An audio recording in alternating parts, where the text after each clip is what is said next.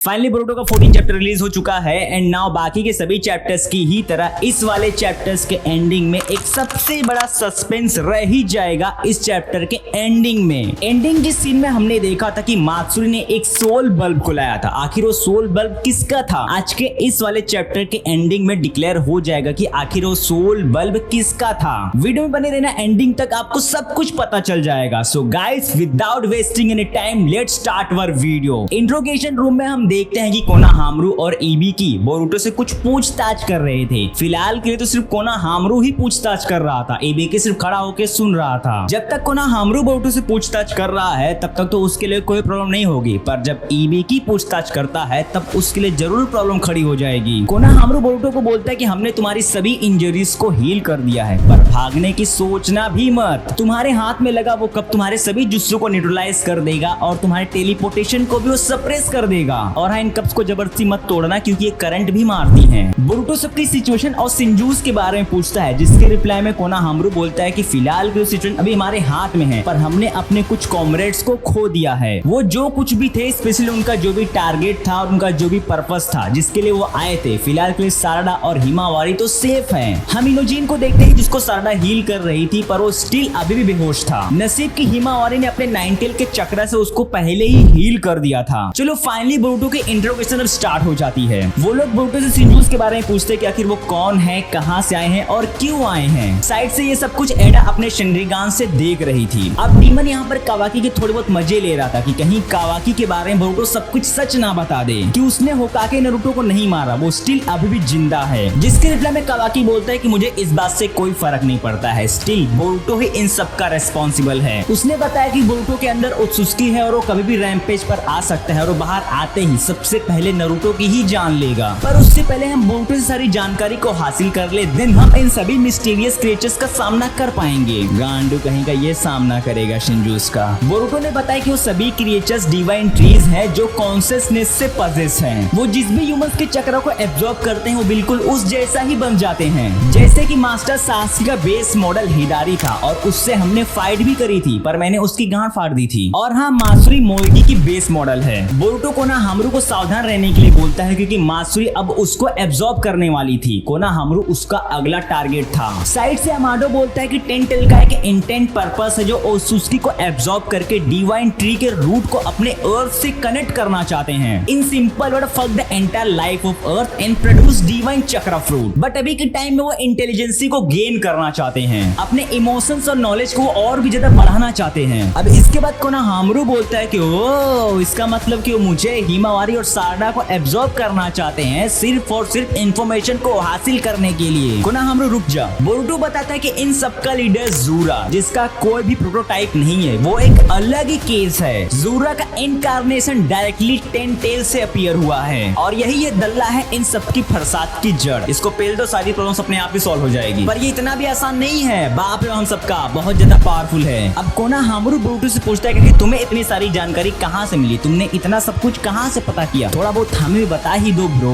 तब जाके ना हम तुम पर ट्रस्ट कर पाएंगे कि तुम सच बोल रहे हो। बोरुटो ने कुछ बोला कि मेरे पास एक सोर्स है जहाँ से मैंने ये सब कुछ पता किया, पर मैं उसकी आइडेंटिटी को रिवील नहीं कर सकता हूँ। आखिर इज्जत का जो सवाल है और उसकी सेफ्टी का भी तो।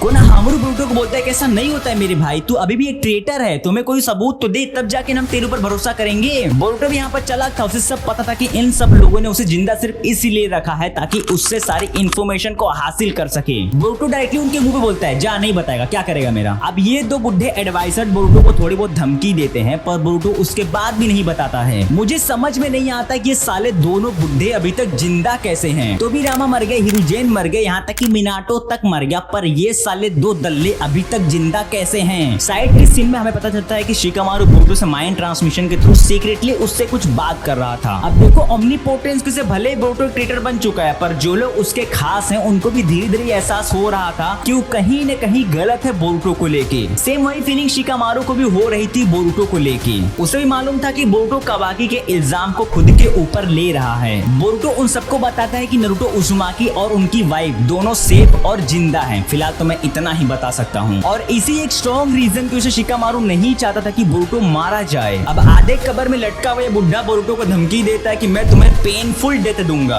अब बोरुटो का असली इंट्रोगेशन स्टार्ट होगा। इबुकी आते ही बोरुटो को कुत्ते की तरह पेलने लगता है। शिकामारू इनो से हेल्प मांगता है इन सभी सिचुएशन को हैंडल करने में, not as a Hokage, as a friend. पर इनो ने शिकामारू की हेल्प करने से मना कर दिया क्योंकि उन दोनों ने कई रूल्स को पहले ही ब्रेक कर दिया था। इबिकी बोरुतो के पास आता है और धीरे से उससे पूछता है कि अगर सचमुच लॉर्ड सेवन जिंदा है तो वो कहाँ है। इबिकी ने बोरुतो को बोलने का मौका ही नहीं दिया, उसने तुरंत उसके सर को पकड़ा, धार से टेबल में ये दे मारा। इबिकी बोरुतो के चेहरे को ही बेकार कर देता है। पहले से उसका बेचारे की आंख में चोट लगी है, उसके चेहरे पे भी मार रहा है। पर हमारा बोरुतो छोटा बच्चा नहीं रहा, वो सख्त लौंडा है, मर्द बन चुका है। बोरुतो इबिकी को बोलता है कि it must be nice to have so much free time. Boruto की तरह बोलते ही इबिकी ने उसे एक और बुक्की डाला उसके पेट और उसके फेस में। शिकामारू उसे रोकने की कोशिश करता है और मित्सुकी को वहां पर बुलाने की डिमांड करता है, जिसके रिप्लाई में कोनोहामारू बोलता है कि मित्सुकी तो बोरुतो की जान ले लेगा, वो तो और भी ज्यादा गुस्से में है बोरुतो को लेके। एडा स्टिल हैरान थी कि आखिर बोरुतो क्यों कवाकी को बचाने की कोशिश कर रहा है, वो उसके बारे में सब कुछ सच क्यों नहीं बता रहा है। डेमन भी हैरानी में ही था, पर कवाकी को उससे कुछ घंटा फर्क ही नहीं पड़ रहा था। शिकामारू मित्सुकी को पहले से सब कुछ समझा देता है, remember one thing, we are shinobis. और वो मित्सुकी के हाथों में कुछ तो छुपा के दे रहा था। अब क्या था वो आगे के सीन में हमें पता चलेगा। मित्सुकी को देखने के बाद बोरुतो बोलते हैं कि और बिडू